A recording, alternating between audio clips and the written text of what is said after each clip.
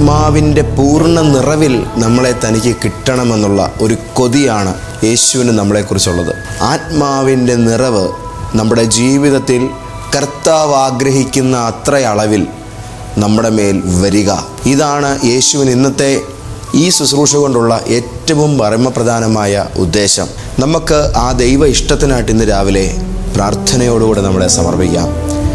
കർത്താവിൽ എത്രയും സ്നേഹം നിറഞ്ഞ പ്രിയപ്പെട്ട ദൈവമക്കളെ, വിശുദ്ധ ലൂക്കോസിൻ്റെ സുവിശേഷം 24-ാം അധ്യായത്തിൻ്റെ 49-ാം വാക്യം, എൻ്റെ പിതാവ് വാഗ്ദത്തം ചെയ്തതിനെ ഞാൻ നിങ്ങളുടെ മേൽ അയക്കും. അടുത്ത വാക്യം യേശു പറയുന്നു, നിങ്ങളോ ഉയരത്തിൽ നിന്ന് ശക്തി ധരിക്കുവോളം നഗരത്തിൽ പാർപ്പീനെന്നും അവരോട് പറഞ്ഞു. കർത്താവിൻ്റെ കൂടെ നടന്നവരും യേശുവിനെ മനസ്സാക്ഷി സൂക്ഷിപ്പുകാരും യേശു എന്നുള്ള ഏറ്റവും പരമോന്നതമായ ദൈവരഹസ്യത്തെ ഈ ലോകത്ത് ഏറ്റവും അടുത്തറിഞ്ഞവരോടാണ് കർത്താവ് ഈ കാര്യം പറയുന്നത്. നിങ്ങൾ എൻ്റെ നാമവുമായി മതപ്രചരണത്തിനായിട്ട് പോകരുത്.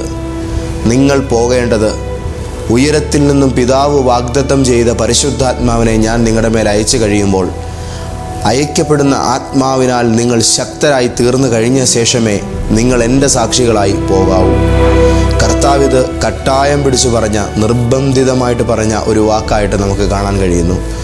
അതായത് യേശുവിന് നമ്മളെ വേണ്ടത് നമ്മുടെ അറിവുകളുടെ തലത്തിലല്ല. യേശുവിന് നമ്മളെ വേണ്ടത് തൻ്റെ ആത്മാവിൻ്റെ നിറവിൻ്റെ തലത്തിലാണ്. യേശുവിന് നമ്മളെ ഉപയോഗിക്കാൻ ഇഷ്ടം നമ്മളുടെ പ്രാബല്യങ്ങളുടെയും മുൻകാല പരിചയങ്ങളുടെയും വെളിച്ചത്തിലല്ല. യേശുവിന് നമ്മളെ ഉപയോഗിക്കാൻ ഇഷ്ടം ഇപ്പോൾ പരിശുദ്ധാത്മാവിൻ്റെ നിറവിൽ നിറഞ്ഞ് കവിയുന്നൊരവസ്ഥയിലായ ഒരു മനുഷ്യനെന്ന നിലയിലാണ് നമ്മളെ ഉപയോഗിക്കുവാൻ യേശുവിനിഷ്ടം. ഒന്നുകൂടെ ഞാനിത് ലളിതമായിട്ട് നിങ്ങൾക്ക് പറഞ്ഞു തരാം. ഒരാൾ രാവിലെ മുതൽ ഒരു 10 മണിക്കൂർ കണ്ടിന്യൂസ് ആയിട്ട് പ്രാർത്ഥിച്ചുകൊണ്ടിരിക്കുകയാണ്. നിസ്സാരമല്ല 10 മണിക്കൂർ പ്രാർത്ഥിക്കുക എന്ന് പറയുന്നത്. എന്നാൽ ഈ 10 മണിക്കൂർ കണ്ടിന്യൂസ് ആയിട്ട് പ്രാർത്ഥിക്കുന്ന ഒരാളേക്കാൾ തൻ്റെ ആത്മാവിൻ്റെ നിറവിൽ നിശബ്ദനായിട്ട് തൻ്റെ അരികിലിരിക്കുന്നൊരു മനുഷ്യനെയാണ് യേശുവിന് ഏറ്റവും കൂടുതൽ പ്രിയം. ഇത് ദൈവത്തിൻ്റെ മനസ്സിൻ്റെ ഒരു താല്പര്യമാണ് ഞാൻ പറഞ്ഞത്.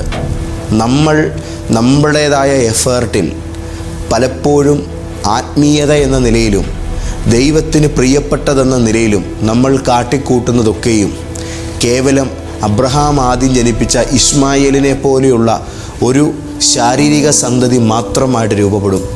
ഇസ്ഹാക്ക് എന്ന കുഞ്ഞ് അങ്ങനെയുള്ള ഒരാളല്ല. എന്താണ് ഇതിൻ്റെ ഗൗരവം?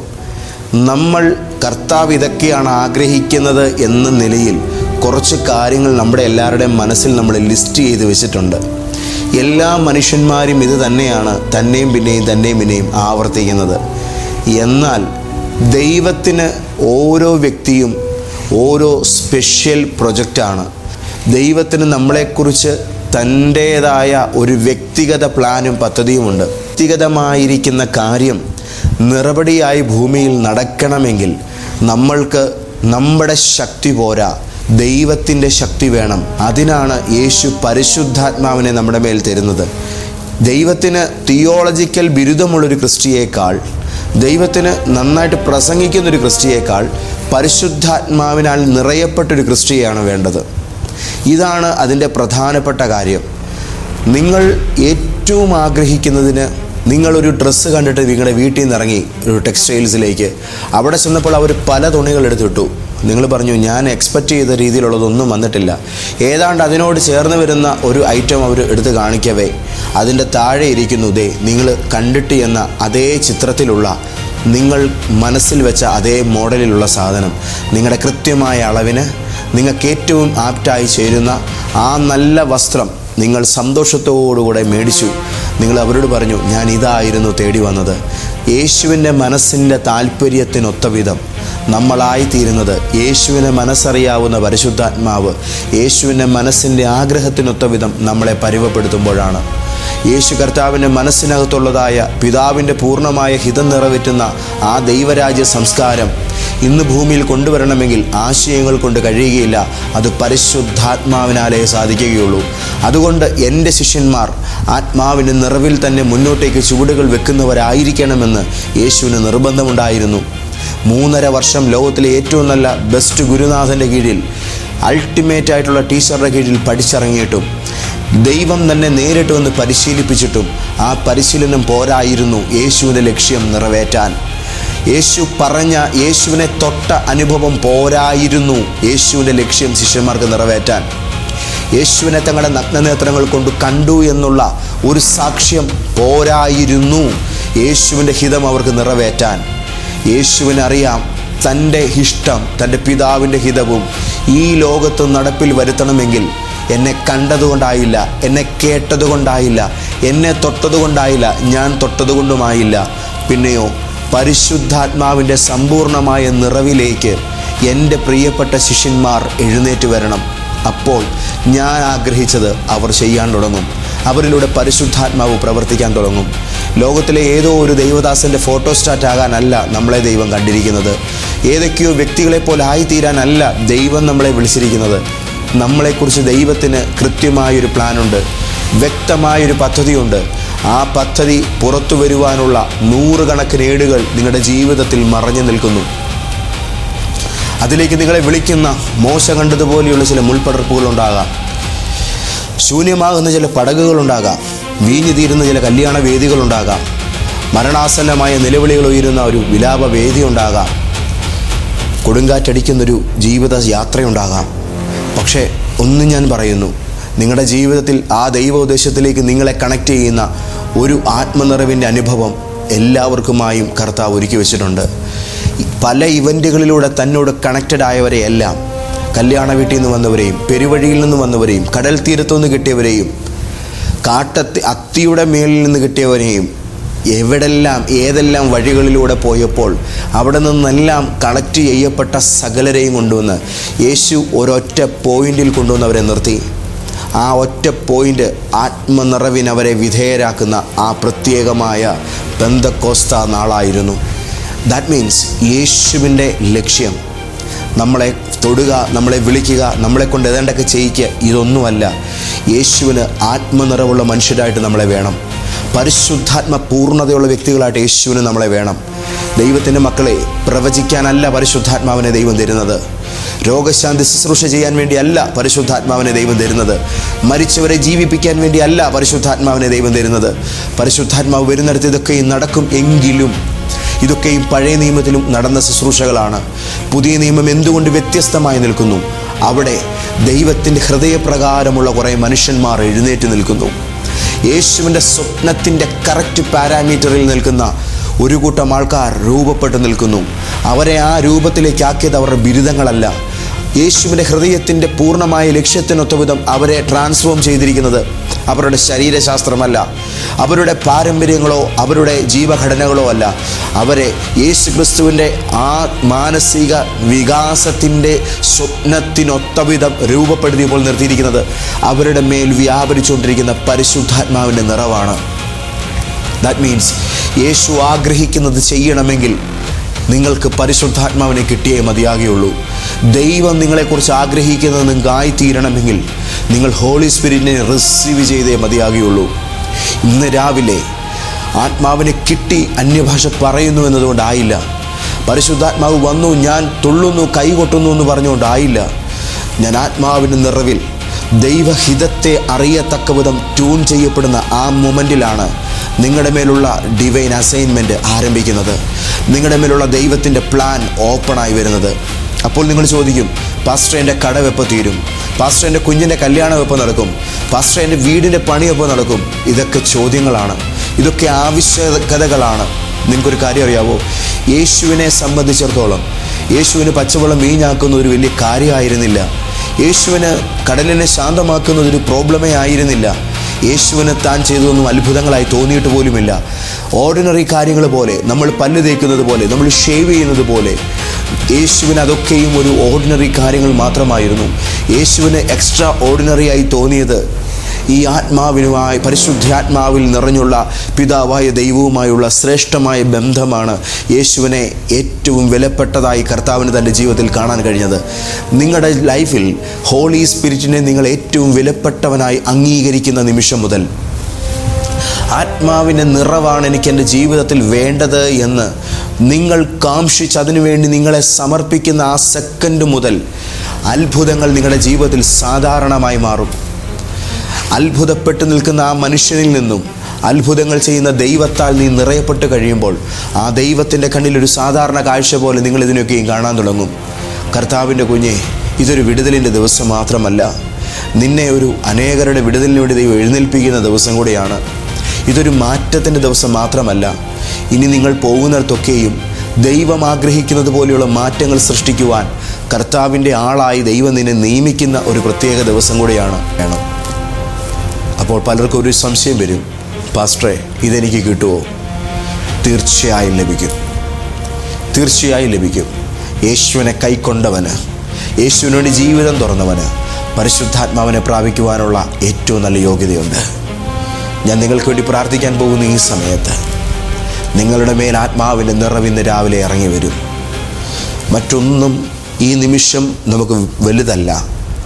നമ്മുടെ ലൈഫിലെ ഏറ്റവും വലിയ പ്രയോറിറ്റി ഹോളി സ്പിരിറ്റാണ്. ആത്മാവിൻ്റെ നിറവിലായിത്തീരുന്ന എന്നെയാണ് കർത്താവിന് വേണ്ടത്. ഞാനൊരു ഇസ്മായേലായി നിൽക്കാനല്ല, ഞാനൊരു ഇസ്ഹാക്കായി ദൈവമുമ്പാകെ വളരാനാണ് ദൈവം എന്നെക്കുറിച്ച് ആഗ്രഹിക്കുന്നത്. അങ്ങനെയാണെങ്കിൽ ആ ആത്മാവിൻ്റെ നിറവിലേക്ക് ഇന്ന് രാവിലെ എന്നോടുകൂടെ പ്രാർത്ഥിച്ചുണരുവാൻ എത്ര പേരുണ്ട്? ദൈവത്തിൻ്റെ മക്കളെ, ഈ ദിവസങ്ങളിൽ നിങ്ങൾ കാണുന്ന നൂറുകണക്കിന് വീഡിയോകളുടെ ഇടയിൽ ഇതൊരു കേവല വീഡിയോയായി ഒതുങ്ങിപ്പോകരുതെന്ന് കർത്താവും ഞാനും ആഗ്രഹിക്കുന്നു. നിങ്ങൾ കേൾക്കുന്ന നൂറുകണക്കിന് പ്രസംഗങ്ങൾക്കിടയിൽ അതുപോലെ ഒന്നായിട്ട് ഇത് ഒതുങ്ങാൻ പാടില്ല. ഇത് നിങ്ങളുടെ ഒരു ഡെസ്റ്റിനേഷനായി മാറുകയാണ്. ഈ പോയിന്റിൽ നിന്ന്, നിങ്ങളിപ്പോൾ എത്തിയിരിക്കുന്ന ഈ സ്ഥലത്ത് നിന്ന്, നിങ്ങൾ കേൾക്കുന്ന ഈ ശുശ്രൂഷയുടെ ഈ സ്ഥലത്ത് നിന്ന് നിങ്ങളുടെ ജീവിതത്തിൻ്റെ അടുത്ത ഘട്ടം ആത്മാവിൻ്റെ നിറവോടെ തിരിയും. ഇത് എനിക്കൊരു കാര്യം വ്യക്തമായി അറിയാം, നിങ്ങളുടെ ലൈഫിൽ ഇതൊരു മാളിക മുറിയാണ്. ഓ ജീസസ്, നമുക്ക് അല്പനേരം പ്രാർത്ഥിക്കാം. നിങ്ങളുടെ എല്ലാ നിയോഗങ്ങളെയും കർത്താവിൻ്റെ പാദപീഠത്തിൽ വെച്ചുകൊണ്ട്, നിങ്ങളുടെ ഹൃദയത്തെ അലട്ടുന്ന എല്ലാ സങ്കടങ്ങളും കർത്താവിൻ്റെ തൃപ്പാദപീഠത്തിൽ വെച്ചുകൊണ്ട് നമുക്കതിനു വേണ്ടി പ്രാർത്ഥിക്കുന്നതിന് പകരം നമുക്ക് ദൈവത്തോട് പറയാം, പിതാവേ എനിക്ക് പരിശുദ്ധാത്മാവിനെ തരിക, എനിക്ക് ആത്മാവിൻ്റെ നിറവിനെ തരണമേ.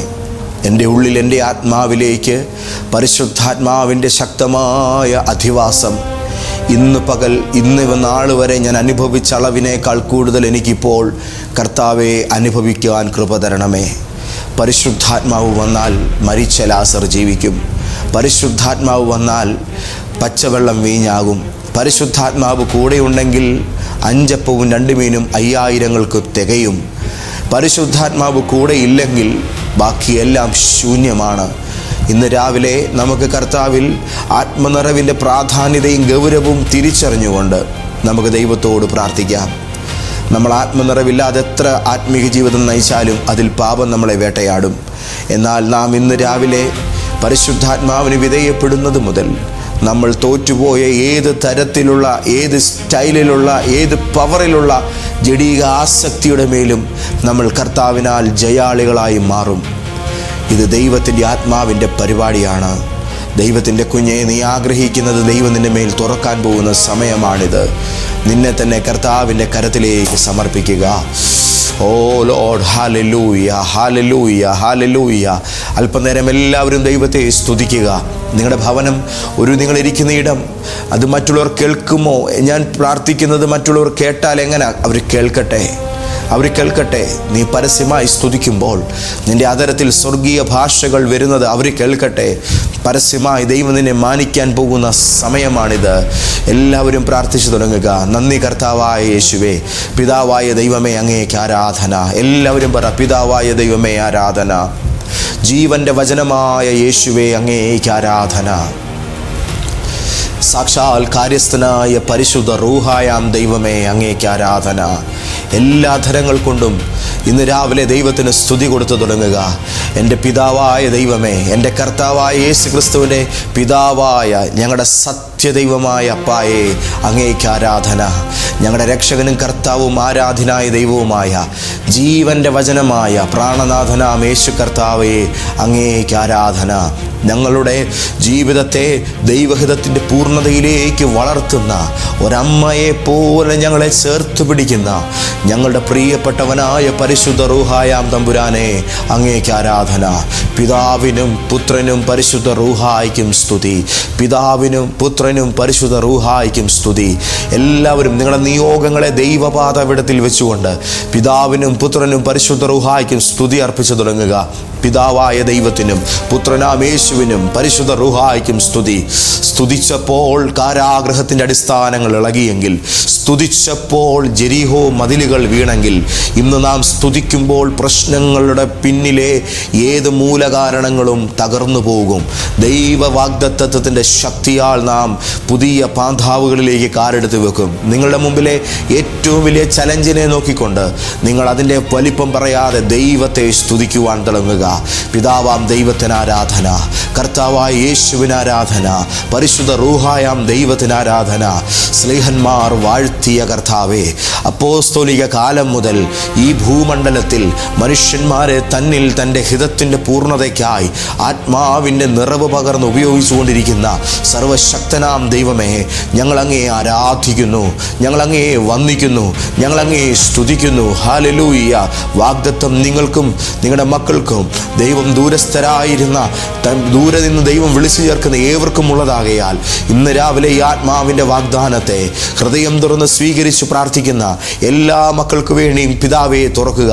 നസ്രനാം യേശുവിൻ്റെ നാമത്തിൽ ഇപ്പോൾ എന്നോടുകൂടെ പ്രാർത്ഥിക്കുന്ന ഈ ഓരോരുത്തരിലേക്കും ആത്മാവിൻ്റെ നിറവിപ്പോൾ വ്യാപിക്കട്ടെ. യേശുവിൻ്റെ നാമത്തിൽ ഇപ്പോൾ തന്നെ ഇവരിലേക്ക് ആത്മനിറവ് വ്യാപിക്കട്ടെ. പരിശുദ്ധാത്മാവ് ഇവരുടെ ഉള്ളിലേക്ക് നിറയട്ടെ. അപ്പാ നന്ദി, പിതാവേ നന്ദി. പരിശുദ്ധാത്മാവ് ഇപ്പോൾ തന്നെ ഇവരുടെ മേൽ നിറഞ്ഞു കവിയട്ടെ. ദൈവാത്മാവിൻ്റെ ഹിതം ഇവരുടെ മേൽ കംപ്ലീറ്റഡ് ആകട്ടെ. Oh Jesus, hallelujah, hallelujah, hallelujah.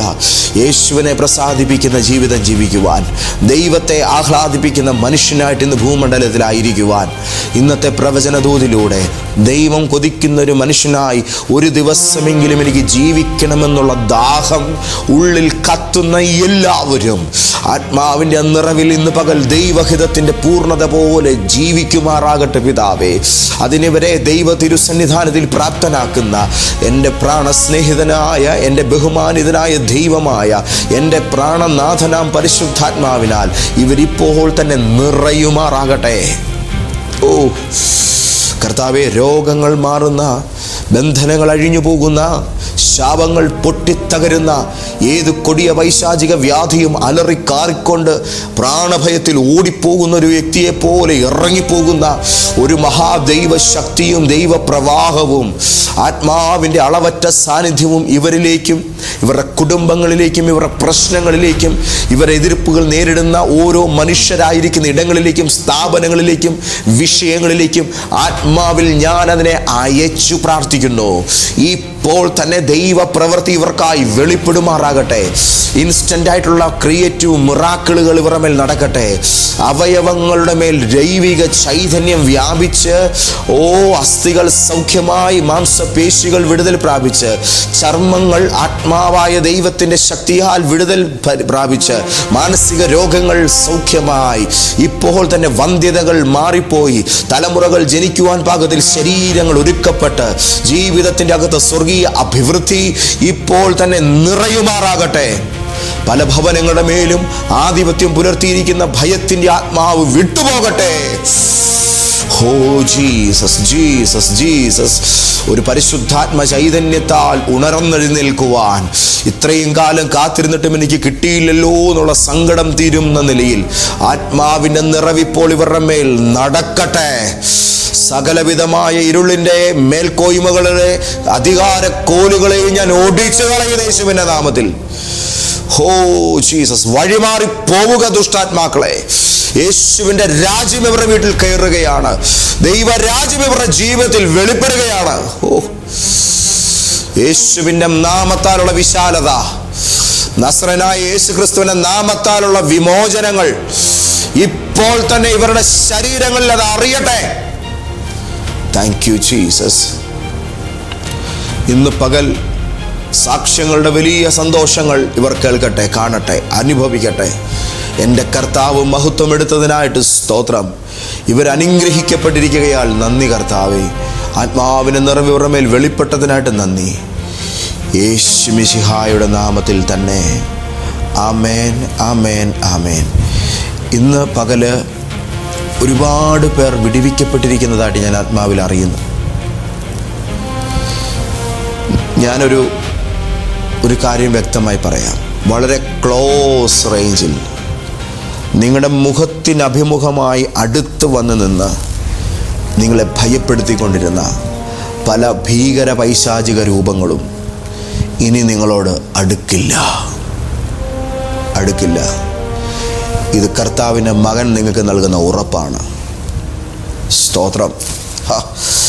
നിങ്ങളുടെ വീടിൻ്റെ അന്തരീക്ഷം, ഇത്രയും കാലം നിങ്ങൾ അലതല്ലി പ്രാർത്ഥിച്ചിട്ടും അതിനകത്ത് നടക്കാത്ത ദൈവിക വിടുതൽ, ഇപ്പോൾ ഞാൻ നിങ്ങൾക്ക് വേണ്ടി പ്രാർത്ഥിച്ച ഈ സമയത്ത് നിങ്ങളുടെ ഭവനത്തിൽ യേശുവിൻ്റെ വലിയ കൃപയാൽ ദൈവം ആ വിടുതലിനെ അയച്ചിട്ടുണ്ട്.